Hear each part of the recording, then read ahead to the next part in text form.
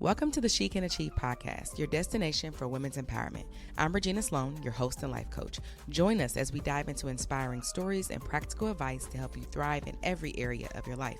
I want you to listen with this question in mind, though. How can this be applied to my journey? Every episode is packed with gems if you're looking for them. Thanks for being here. Let's go.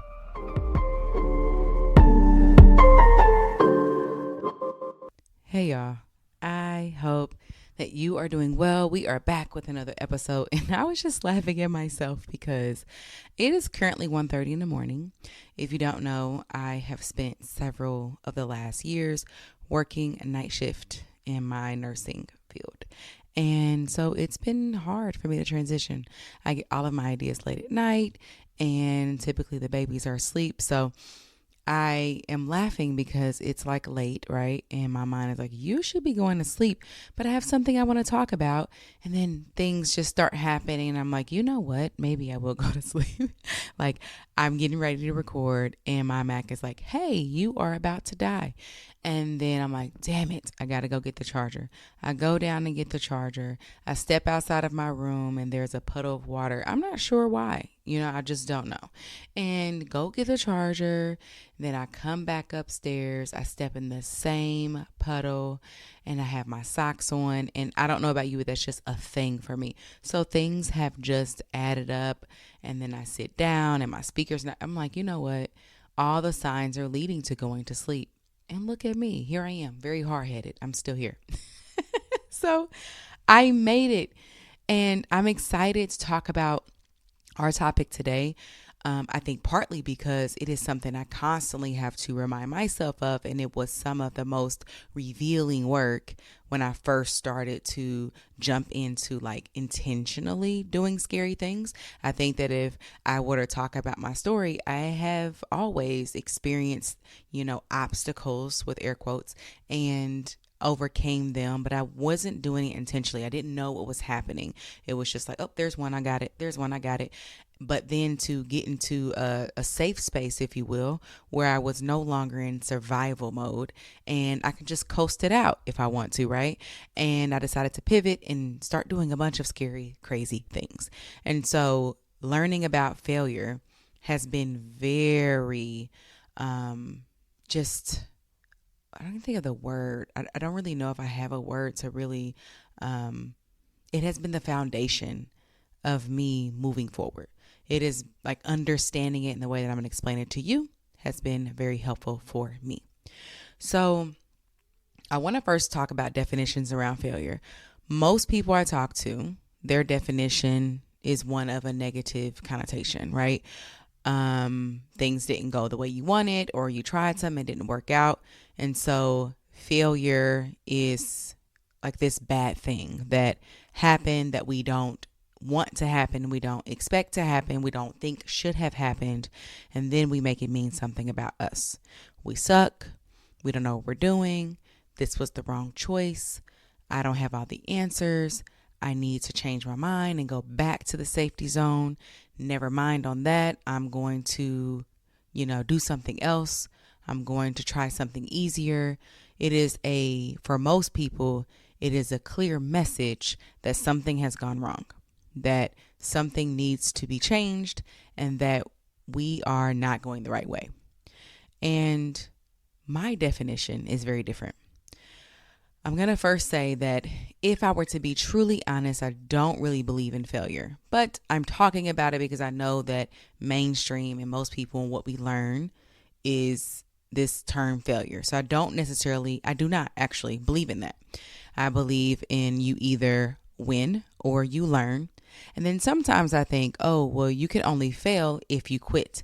And the more I've continued this work, I really don't in the way that we describe failure in this negative connotation. I don't even believe it then, because when you quit something, you've made the decision to do so, right?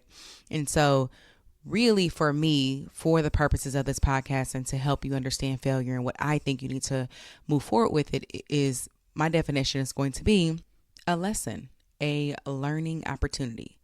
You had an idea, you made a plan, you took action.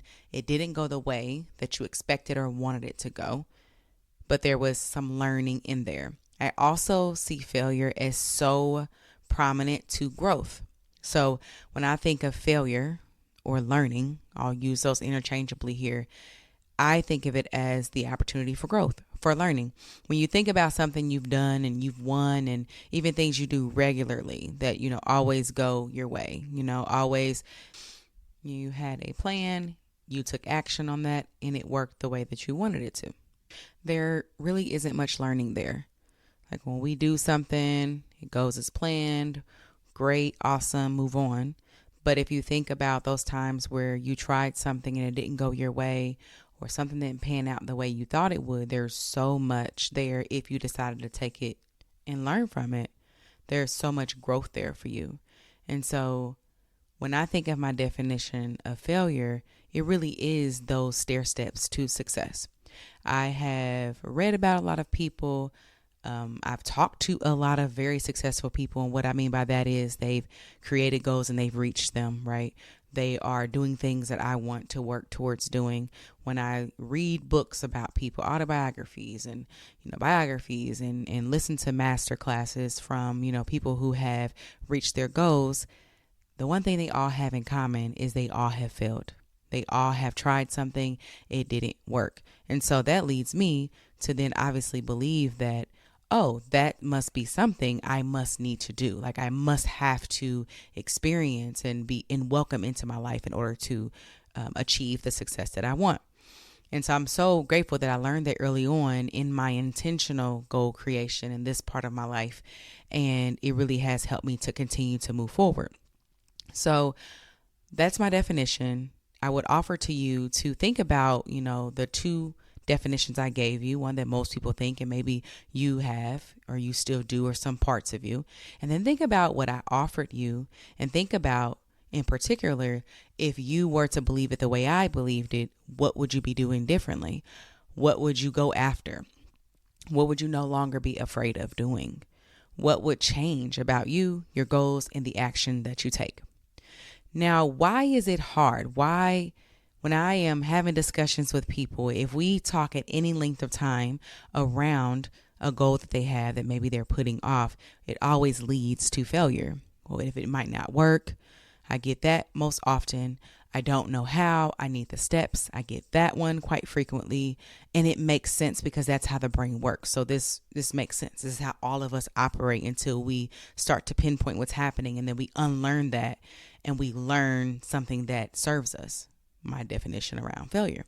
But the reason that it is hard, I believe there's many different reasons, but what stands out for me is what we make failure mean.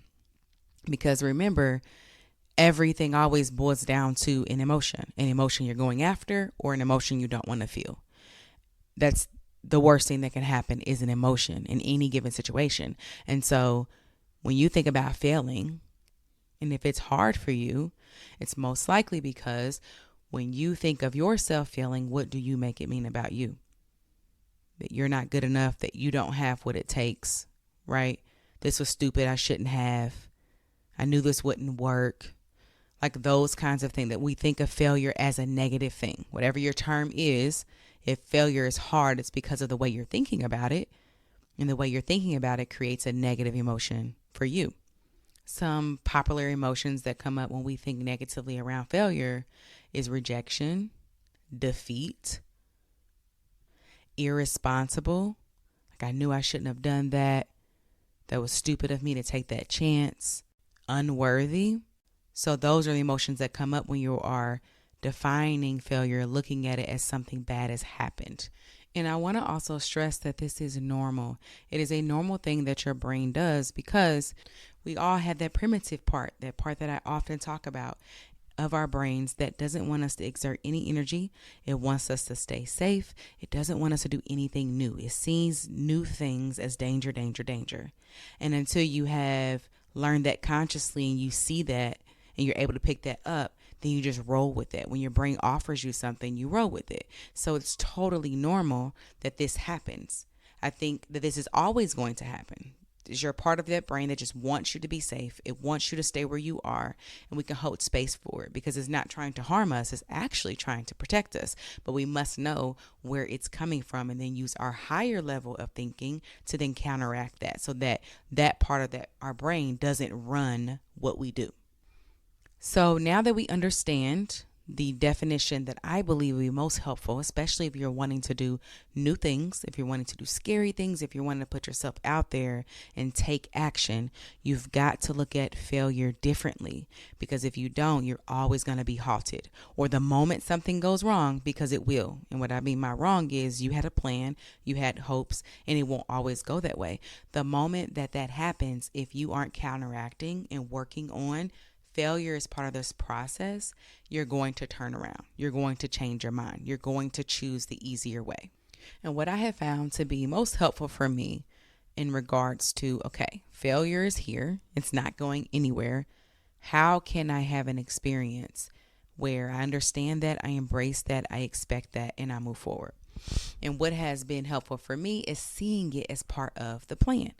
Most of us, especially if you're like me, perfectionist in many ways, wants everything to pan out the way that you want it to. You have an A, B, C, D, you're a planner. Like most of us love a structure. We love a system. We love a step process, right? And I often tell my clients, and I've done this with myself, I see failure as part of that plan, right? If you have a goal, you write your steps out. For me, I include failure. I have no idea how this is going to work out. I have this goal. I don't know the future. Even if someone gave you the step-by-step process for something that they did, here's how you do this. It will not, I guarantee it will not go that way. And so let me back up and say that first of all, we must know that we don't know how things are going to happen. We are just guessing along the way. Even if someone gave you a step-by-step process, you are a different person, a different experience, different thinking, different actions, different everything. It will not look exactly like the next person, right? So everything we're doing is off of thinking anyway, to begin with. And so what I see it as is I have this goal, and then I create a hypothesis. I'm going to do A, B, and C, and hopefully it will equal the outcome, right? I add in failure in that, trial and error. And I have found that when I've expected failure and I see it as part of the plan, it has been very beneficial for me because I can expect it. My brain knows that it's happening. And then when it does happen, not that I still don't feel defeated or down, but I'm able to pick myself up a lot faster, and I'm able to remind myself, oh yes, this was part of the plan. Nothing has gone wrong here. So expecting failure has sort of braced the impact, if you will. It's kind of made it a little softer when things do happen, right? And I also am able to increase my capability and capacity to feel those negative emotions when failure happens. Another piece of that I think is helpful if you're wanting to kind of transition the way you think around failure is understand why it's important. Try to make it logical. There is no one in this world that has done something new and knew all the answers. So logically, when you have a goal, that means you're wanting something that you don't currently have. This means you really don't know how to get there, because you haven't done it before. Now, once you do something, then you can say, oh, okay, I already know how to do that. And you just rinse and repeat for the most part, right? Like even this podcast, before I started it, I wasn't sure what was going to happen. I wasn't sure if I was going to show up for myself and keep doing it. I wasn't sure if people were going to listen. I had no idea what I was going to talk about. Any and everything, all the mind drama came up, right? That makes sense. I've never done it before. I went into this not knowing, just guessing about everything.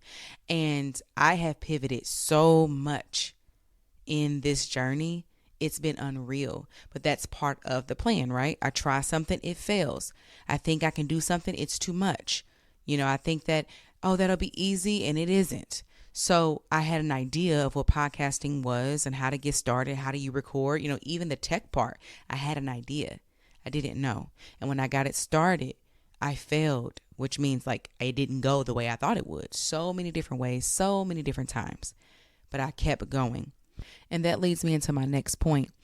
I have to fail in order to figure it out, right? Like I have to take the action, and then the action won't always lead to the right answer.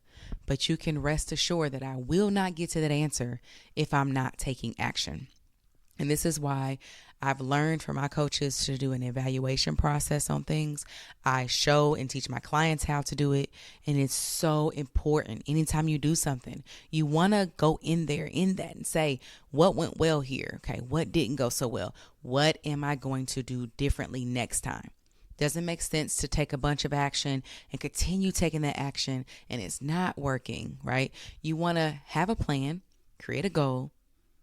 If you knew this would work out, or if you knew the answer, if you had to come up with a plan, what would your first 3 steps be? Because your brain is going to offer you, I don't know, I never did before, I don't know. You don't have to know. You just have to be the person that does know. And I know that may be a little like, wait, what? If you pause for a moment and you think of your goal, and if your brain's like, well, I don't know how to do that, I want you to pause and really pause this if you can, and really think, if I was a person that figured this out, or what I like to ask, which is more powerful, that version of me that has already figured this out. Because you can look back over your life and see so many things that there were once just an idea and a goal, something you wanted to do and you did it, right? So there is always a future version of you that has what you want, that has already figured it out. You take a moment. I was taught this by a coach, like to really close my eyes and tap into my energy and tap into that future version of me that already has this figured out. And she tells me what I need to do, what my steps are. Then I go to work doing those steps, knowing that it is just trial and error. But what's really important for us to understand is that if you're not willing to fail, what you're really saying is you're not willing to grow. You're not willing to reach your goals. What you are willing to do is be where you are now and stay stagnant. And if that's what you want, great. I'm here to support that. But if you want something more, if you want to do new and different things, whatever that might be, that might simply be, I want to live a life where I feel better day to day, where I truly love my life and the people around me. That is possible for you. That is possible for you right now. But you must take different action. And you've got to be able to counteract those thoughts. Are like, oh, we don't know. Oh, that's going to be too scary. Oh, but what if we fail? That part of you wants to keep you safe. It's okay. And then there's that part of you that is listening to me, that wants something better, that wants to do new and different things, that wants to grow, that wants to experience life fully, that wants to see what she is made of. That person is going to be willing to take massive action, having no idea if it's going to work or not, and learn from that. And the last thing I'll leave you with is to really sit and think about what you make failure mean about you, because that is what makes failure so hard for most people. They make it mean something negative about them as a person. When you go out and you try something and it doesn't work out the way you thought, you go and you fail miserably.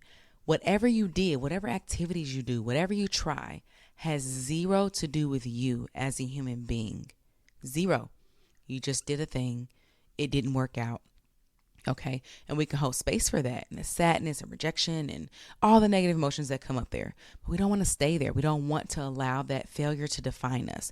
So what will be super powerful is to define what it means for you. You can take mine if you love it, but I want you to really feel it in your body.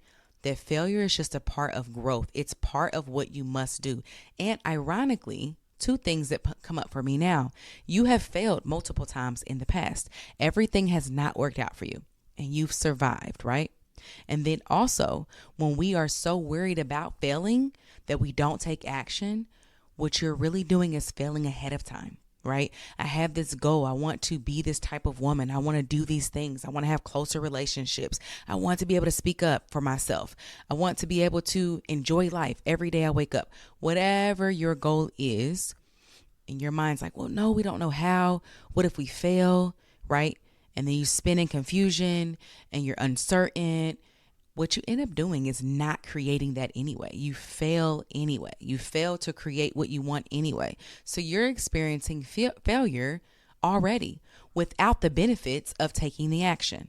When you take action, yes, you'll fail, but you will also gain. every single time. Sometimes it's a learning lesson like, oh, well, that definitely didn't work, right? Sometimes you get the actual result that you want. And every time you grow as an individual. Whereas when you are stuck not taking action because you're afraid to fail because of what you make it mean about you, you're failing in all areas with no benefit. I'm rooting for you. I know that you can change any thought process that you have. And so if your definition of failure has been difficult and it's been holding you back, I know you already have what it takes to decide what you want to make it mean moving forward. That's all I got for you today. I'll see you next time. Bye. Hey girl, thanks for tuning in. If you love this and you want to take this work deeper, definitely reach out to me and let's schedule your free 1-hour consult. We will dive deep into everything you have going on, where you are, where you want to be, and clearly how I can help you get there. Super simple, no obligation, only space for deep transformation. I would love to hear from you. I'll leave my email in the show notes and also links where you can connect with me on social. Be blessed, and I'll talk to you next time. Bye.